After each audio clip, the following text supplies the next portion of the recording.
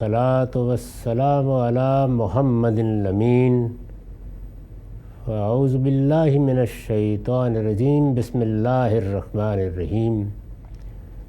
خواتین و حضرات، ہم سورہ رات کی آیت 23 سے درس کی ابتدا کر رہے ہیں۔ اس سے پیچھے وہ صفات بیان ہوئیں جو صحیح رویہ اختیار کرنے کے نتیجے میں پیدا ہوتی ہیں یا پیدا ہونی چاہیے۔ یہ سب بیان کرنے کے بعد بشارت دی تھی کہ اگلے گھر کا انجام انہی کے لیے ہے، عقبت دار اگلا گھر۔ یہ قرآن کی خاص تعبیر ہے جو جنت کے لیے موت کے بعد جو کچھ ملنے والا ہے اس کے لیے اختیار کی گئی ہے۔ بلکہ قرآن مجید کے مطالعے سے معلوم ہوتا ہے کہ اگر الدار کا لفظ بھی کسی جگہ ایک خاص سیاق میں آ جائے تو اس سے آخرت کا گھر یا اگلا گھر یا جنت ہی مراد ہوتی ہے۔ چنانچہ جب پیچھے یہ الفاظ آ گئے کہ اولئک لہم عقبت دار، اگلے گھر کا انجام انہی کے لیے ہے، تو اب اس کی وضاحت کی کہ وہ اگلا گھر کیا ہے۔ فرمایا جنات عدن یدخلونہا، ابد کے باغ۔ ابد کے باغ یعنی ہمیشہ رہنے والے باغ، یدخلونہا جن میں وہ داخل ہوں گے۔ قرآن مجید میں جنت کا لفظ فردوس کے لیے، اگلی دنیا کے لیے جہاں صالحین کو آباد کیا جائے گا اختیار کیا گیا ہے۔ اپنے معنی کے لحاظ سے جنت کا مطلب ہے باغ، اور اسی کی جمع جنات آ جاتی ہے، یعنی باغوں میں۔ اس سے ایک غلط فہمی یہ ہوتی ہے کہ اگر یہی لفظ کسی دوسرے سیاق میں آ گیا ہے تو وہاں بھی لوگوں نے اس کا ترجمہ جنت کر دیا ہے، اس لیے کہ جنت ایک اسم بن چکا ہے، یعنی علم کی صورت اختیار کر چکا ہے۔ جیسے ہم دنیا کا لفظ بولتے ہیں تو معنی کے لحاظ سے تو دنیا قریبی چیز کو کہتے ہیں، لیکن اب دنیا ہماری اس دنیا کے لیے استعمال ہونے لگا۔ تو قرآن مجید میں جنت کا لفظ اس طرح استعمال نہیں ہوا، بلکہ ہر جگہ باغوں ہی کے معنی میں ہے۔ وہ آخرت کے سیاق میں ہو تو وہاں کے باغ ہیں، دنیا کے سیاق میں ہو تو یہاں کے باغ ہیں۔ تو اسی سے یہ غلط فہمی ہوئی کہ آدم علیہ السلام کو اللہ تعالیٰ نے آسمانوں پر کہیں بنایا تھا اور پھر زمین پر اتارا تھا، وہاں جو الجنہ کا لفظ آیا ہے وہ اسی دنیا کے کسی باغ کے لیے آیا ہے۔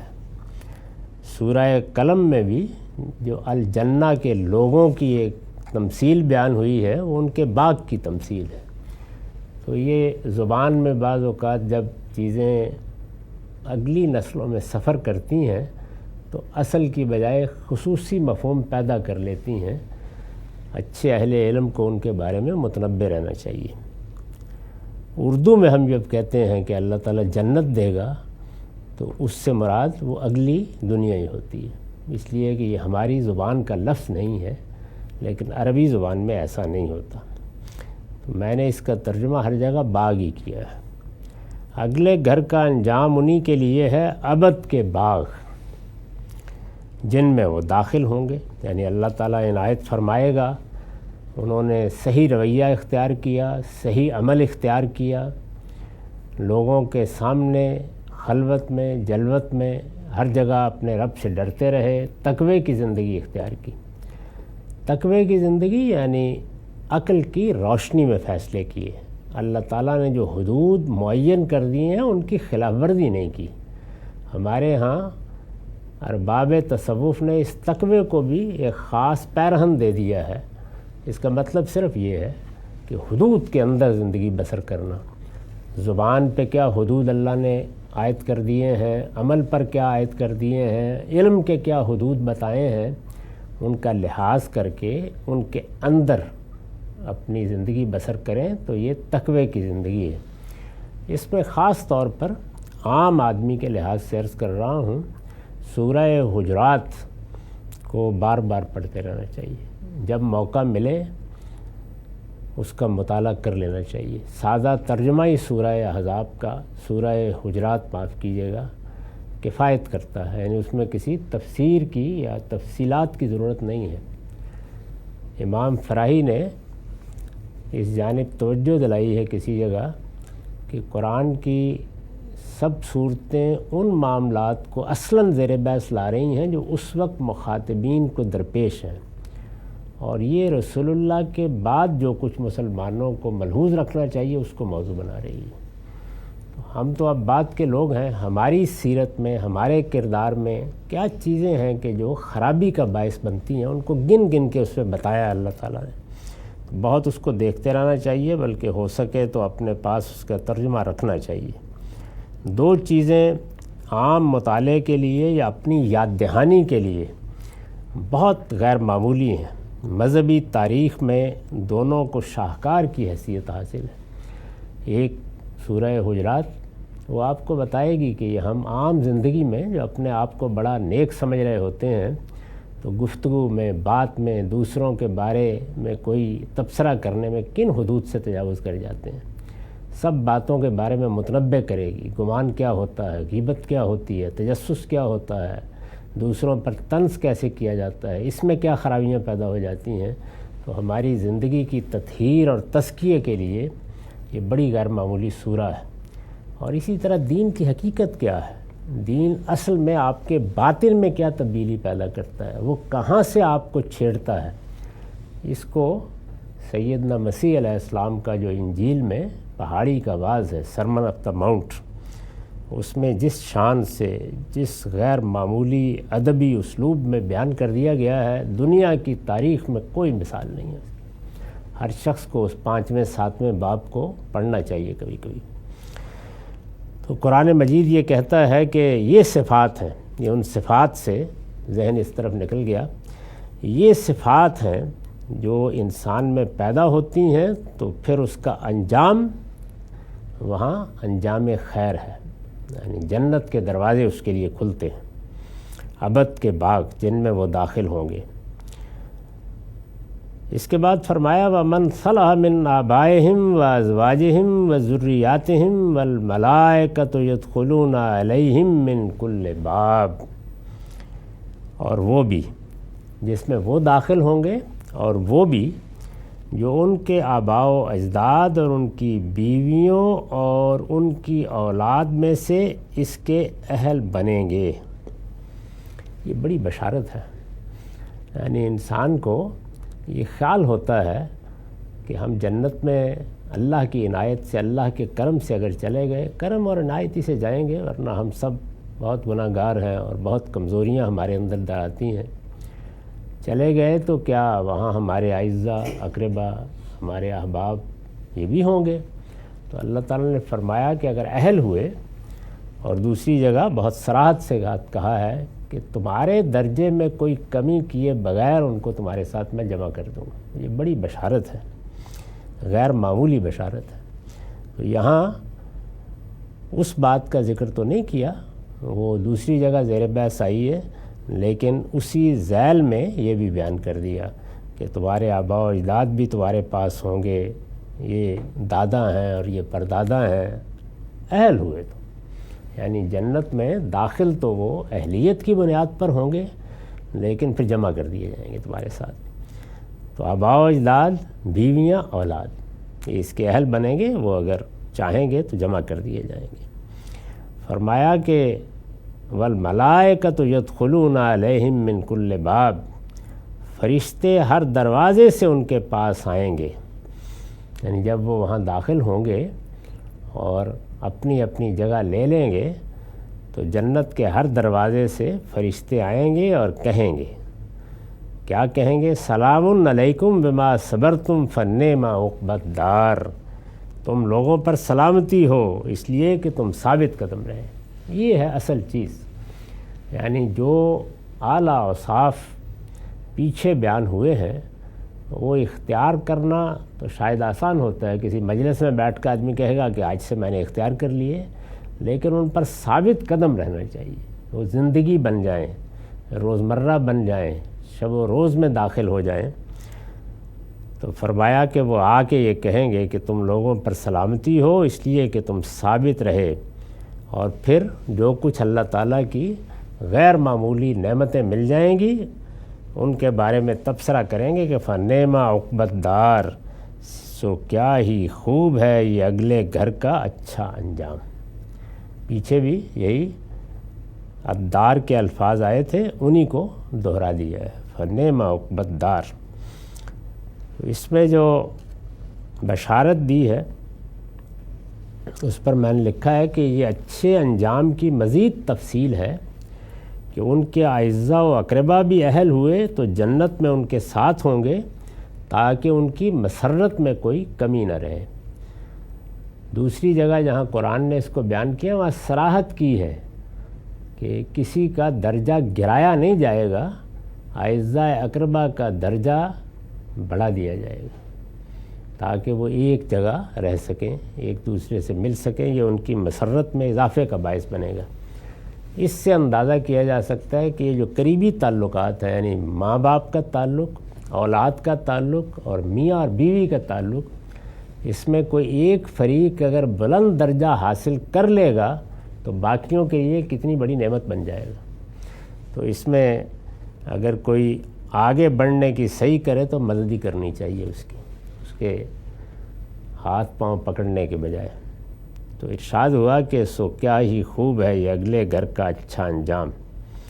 یہ جو فرشتوں نے بات کہی ہے اس پر بھی میں نے وضاحت کی ہے کہ یہ فکرہ فرشتوں کے قول تہنیت کا جز نہیں ہے. یعنی وہ تو بشارت دے دیں گے، پیچھے جو بات اللہ تعالیٰ نے فرمائی تھی یہ اس پر اللہ تعالیٰ ہی کی طرف سے تحسین ہے.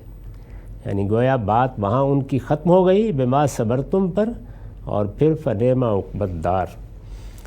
یہ فکرہ فرشتوں کے قول تہنیت کا جز نہیں ہے بلکہ اللہ تعالیٰ کی طرف سے اس مرتبہ بلند کی تحسین ہے جو انجام کار انہیں حاصل ہو جائے گا.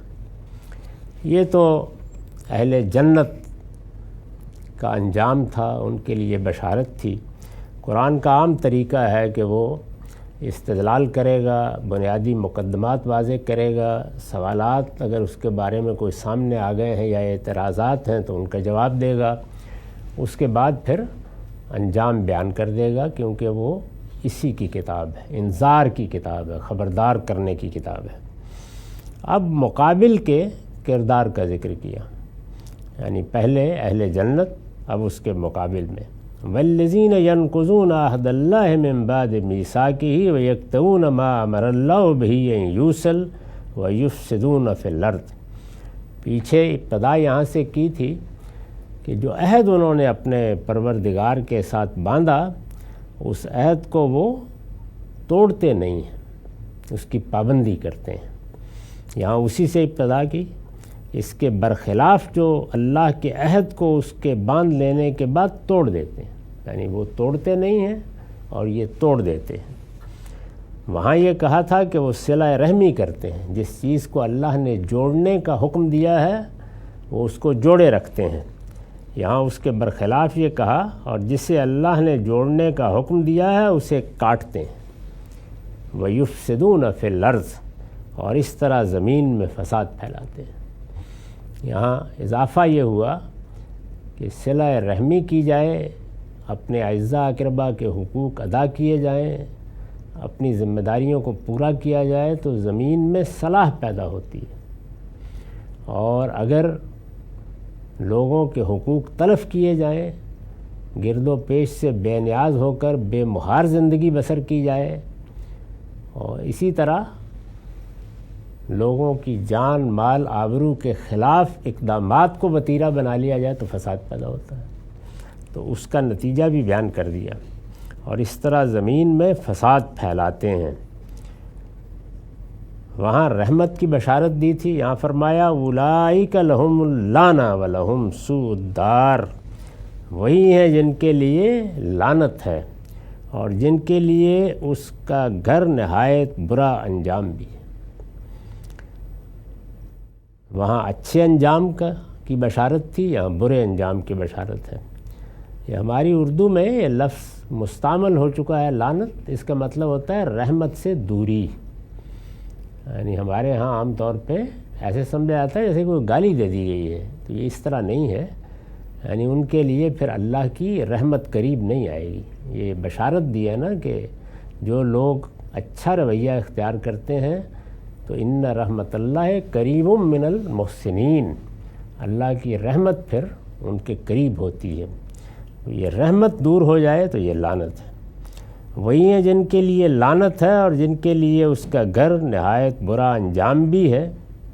اولئک لہم اللعنہ ولہم سوء الدار، اللہ یبسط الرزق لمن یشاء ویقدر، اللہ جس کو چاہتا ہے رزق کی فراخی عطا فرماتا ہے اور جس کے لیے چاہتا ہے اسے تنگ کر دیتا ہے۔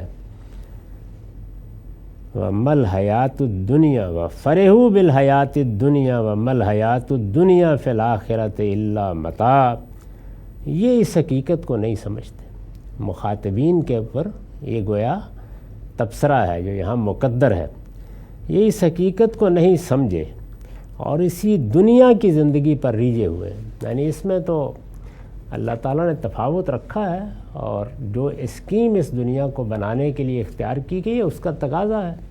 غریب بھی ہوں گے، امیر بھی ہوں گے، اوپر کے لوگ بھی ہوں گے، نیچے کے لوگ بھی ہوں گے، صلاحیتوں کا تفاوت بھی ہوگا، یہ سب ہے، لیکن انہوں نے اللہ کی نعمتیں پا کر انہیں اپنا استحقاق سمجھ لیا ہے، اس وجہ سے یہ اس حقیقت کو سمجھ نہیں سکے کہ یہ اللہ کا قانون ہے جس کے تحت وہ یہ فیصلہ کرتا ہے۔ اس نے جب دنیا امتحان کے لیے بنائی ہے تو یہاں مساوات اور عدل نہیں ہو سکتا تھا، امتحان کے لیے ضروری ہے کہ تفاوت بھی رہے، اس دنیا میں شر کا وجود بھی گوارا کیا جائے، مصیبتیں اور تکلیفیں بھی ہوں، نقائص بھی سامنے آئیں، ظلم و عدوان کا بھی انسان مشاہدہ کرے۔ اگر یہ سب چیزیں بند کر دی جائیں تو پھر وہ اسکیم نہیں چل سکتی، امتحان کی اسکیم۔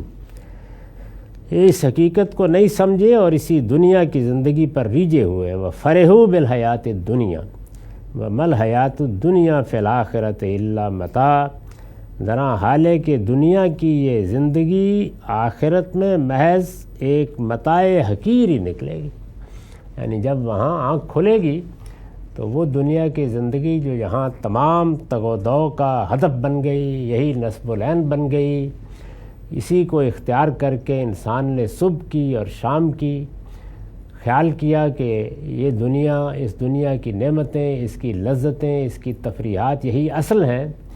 کوئی شبہ نہیں کہ اللہ تعالیٰ نے جیسے کہ سورہ اعراف میں فرمایا یہ سب میں نے تمہارے لیے پیدا کی، ان سے فائدہ اٹھاؤ، ان میں کوئی چیز ہمارے دین میں ممنوع نہیں ہے، لیکن ان نعمتوں سے فائدہ اٹھاتے ہوئے اللہ کو یاد رکھو اور ان حدود کے اندر انہیں استعمال کرو جو اللہ نے مقرر کر دیے ہیں۔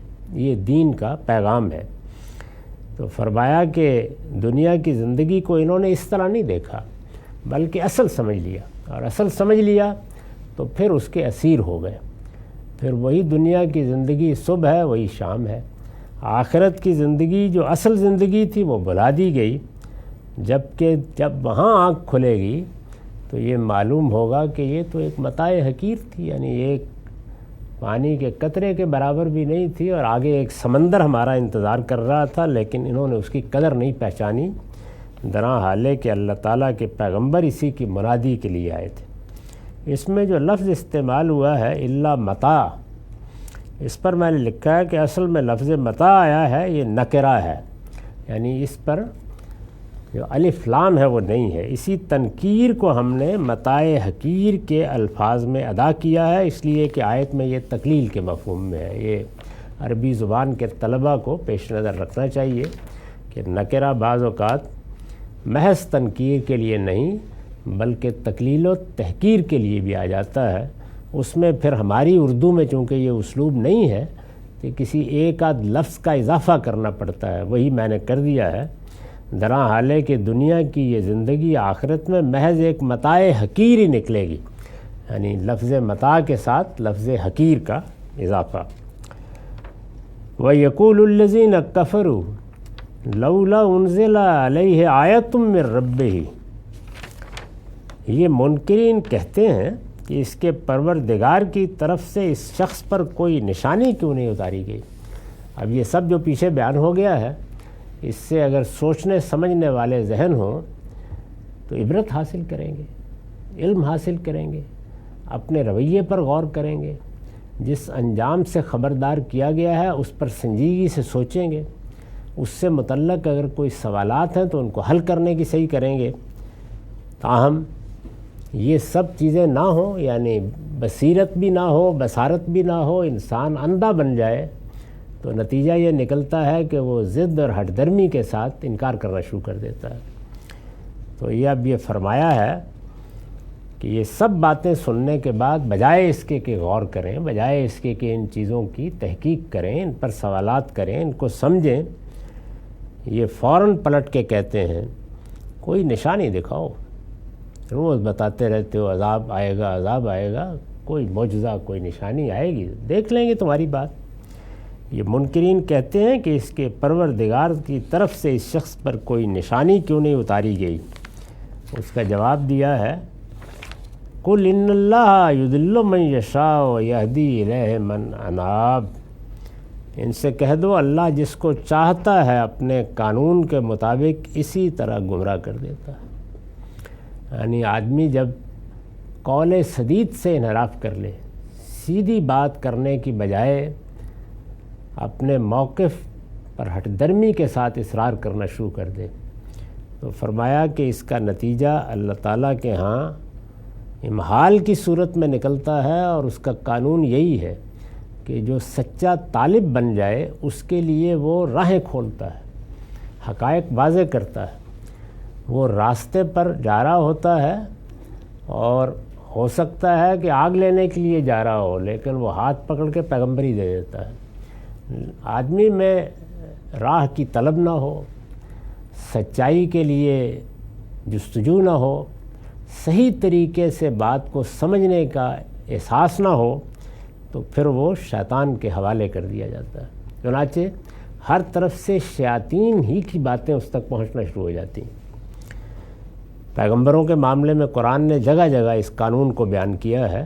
میں نے اپنی کتاب میزان میں جہاں سنن الہیہ بیان کیے ہیں، وہاں یہ بتایا ہے کہ ہدایت اور ضلالت، یعنی ہدایت اور گمراہی، اس کا قانون کیا ہے، کیسے انسان ہدایت پاتا ہے، کیسے گمراہی اختیار کرتا ہے۔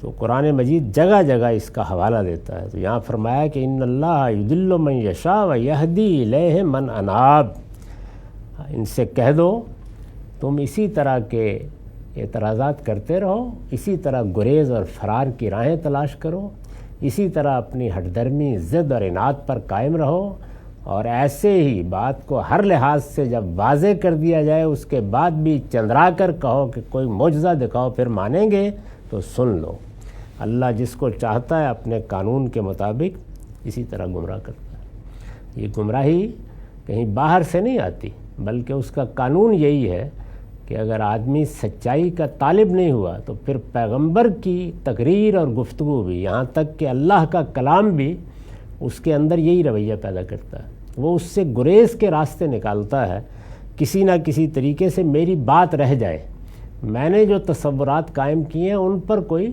زد نہ آئے، میں نے جو اس سے پہلے اپنے آباء سے ادھر ادھر سے چیزیں اخذ کی ہوئی ہیں ان کے ساتھ میرا ایک تعلق پیدا ہو گیا ہوا ہے، اس میں کوئی کمی نہ آئے۔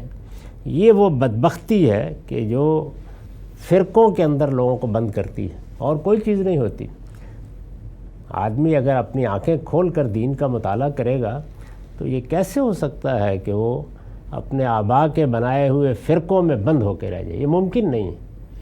کیوں ممکن نہیں ہے؟ اس لیے ممکن نہیں ہے کہ فرقے پیغمبر کے بنائے ہوئے نہیں ہیں، کہ اس کے پیچھے اللہ کی ہدایت ہو، یعنی انسان کے علم نے جو نتائج اخذ کیے وہ لوگوں کے لیے تعلق کا باعث بنے اور اس طریقے سے ایک گروہ بن گیا۔ اب اگر اس گروہ کو آپ اپنی تاریخ بنا لیں، اپنے جذبات اس سے وابستہ کر لیں، اس کی شخصیات آپ کے لیے مسئلہ بن جائیں، ان پر تنقید سننا آپ کے لیے ممکن نہ رہے، ان کے بارے میں کوئی صحیح سے صحیح بات بھی سامنے آئے تو آپ اس سے گریز کر جائیں، جس کا ایک آخری نمونہ وہ ہے جو اس وقت آپ دیکھ سکتے ہیں، جہاں ایک بڑے عالم نے ساری دنیا کے سامنے بیٹھ کر یہ فرمایا ہے کہ میرے سامنے اگر قرآن کی 1000 آیتیں بھی تم پیش کر دو اور ان سب کا مفہوم بھی بالکل واضح ہو، یعنی میری سمجھ میں آ رہی ہوں، لیکن وہ اگر میرے بزرگوں کے نقطہ نظر کے خلاف ہیں تو میں بغیر سوچے سمجھے ان آیات کو رد کر دوں۔ یہ حوصلہ کیسے پیدا ہوتا ہے؟ یہ اسی سے پیدا ہوتا ہے، یعنی انسان یہ خیال کرتا ہے، بظاہر تو لگتا ہے بڑی جہالت کی بات ہے، لیکن وہ یہ خیال کرتا ہے کہ نہیں، میں جو اپنے پاس ایک میراث لے کے اب تک چیزوں کو سنتا سمجھتا آ رہا ہوں، یہ غلط ہو نہیں سکتی۔ تو اسی کو قرآن نے اس طرح بعض جگہوں میں بیان کیا ہے کہ جب وہ پیغمبر کی بات سن رہے ہوتے ہیں تو چونکہ اندر اناد ہے، اندر ہٹ درمی ہے، اندر اپنی انانیت کے اسیر ہوئے ہیں، اپنے تعصبات سے اوپر اٹھ کر سوچنے کے لیے تیار نہیں ہے، سیدھے طالب علم نہیں ہے، تو ہم پیغمبر کی بات اور ان کے درمیان ایک پردہ حائل کر دیتے ہیں، اس سے وہ سر ٹکراتے رہتے ہیں اور کچھ بھی نہیں ہوتا۔ تو یہ ہدایت اور ضلالت کا قانون ہے، اس میں اللہ کی پناہ مانگنی چاہیے۔ اسی کے آخر میں فرمایا ہے کہ پھر وہ وقت بھی آ جاتا ہے کہ نقیض لہو شیطانن، پھر ہم کسی شیطان کو مقرر کر دیتے ہیں، وہ پھر گرد و پیش سے یہاں سے وہاں سے اسی راستے کی چیزیں لا کر ان کے سامنے پیش کرتا ہے جو ان کو گمراہی کی طرف لے جائے۔ حق کی راہ ان کے لیے کھلنے کے سارے راستے بند ہو جاتے ہیں۔ اب دیکھیے اس کا الٹ بھی بیان کیا، قانون کو جب بیان کیا ہے تو دونوں پہلوؤں سے بیان کیا۔ ان سے کہہ دو اللہ جس کو چاہتا ہے اپنے قانون کے مطابق اسی طرح گمراہ کر دیتا ہے۔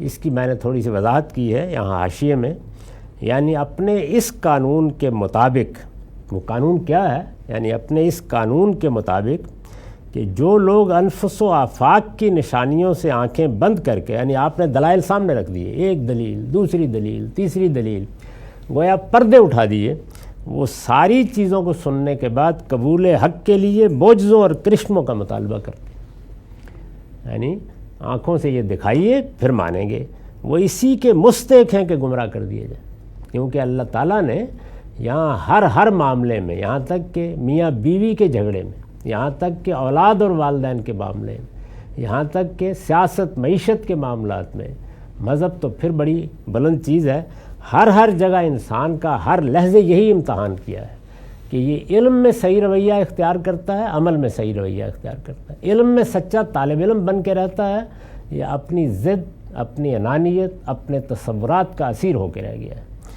تو ایک پہلو یہ واضح کیا، اور پھر مقابل میں بتایا ہدایت کن کو ملتی ہے، وَيَهْدِي إِلَيْهِ مَن يُنِيبُ مَن أَنَابَ، اور اپنا راستہ انہی کو دکھاتا ہے، یعنی میرے راستے پر آنا چاہتے ہو تو میں راستہ کن کو دکھاتا ہوں؟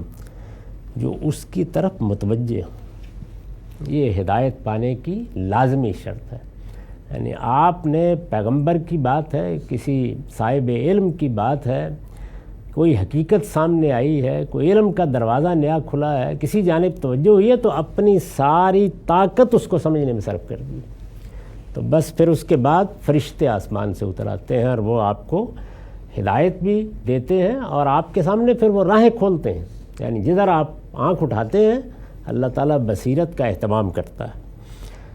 اس پر بھی میں نے وضاحت کیا کہ ہدایت پانے کے لیے یہ لازمی شرط ہے، آدمی اگر ضد اور ہٹ درمی چھوڑ کر خدا کی طرف متوجہ ہو جائے، یعنی طے کر لے کہ نہیں مجھے اپنے پروردگار کی بات درست سمجھنی ہے، تو اس نعمت سے، یعنی کس نعمت سے؟ ہدایت کی نعمت سے لازماً بہرہ یاب ہو جاتا ہے۔ ان اللہ یضل من یشاء ویہدی الیہ من اناب، یہ جو ہدایت اور ضلالت کا، ہدایت اور گمراہی کا قانون ہے، یہ یہاں پر بھی بحث کے خاتمے پر بیان ہو گیا ہے اور بھی متعدد جگہوں پر بیان ہوا ہے۔ یہ اللہ تعالیٰ کی سنت ہے، اس کو قرآن اپنی اصطلاح میں سنت اللہ کہتا ہے، اور ان کے مجموعے کو سنن الہیہ کہتا ہے، یعنی یہ اللہ تعالیٰ کے طریقے ہیں۔ ہدایت کیسے دیتا ہے، ضلالت کیسے ملتی ہے، جزا سزا کا کیا قانون ہے، مکافات کیا چیز ہے، اس کو آپ چاہیں تو میری کتاب میزان میں سنن الہیہ کے باب میں پڑھ سکتے ہیں۔ ان کو میں نے متعین کر دیا ہے 7 سنن کی صورت میں۔ ہمارا وقت ختم ہو گیا۔ اقول قولی ھذا واستغفر اللہ لی ولکم ولسائر المسلمین۔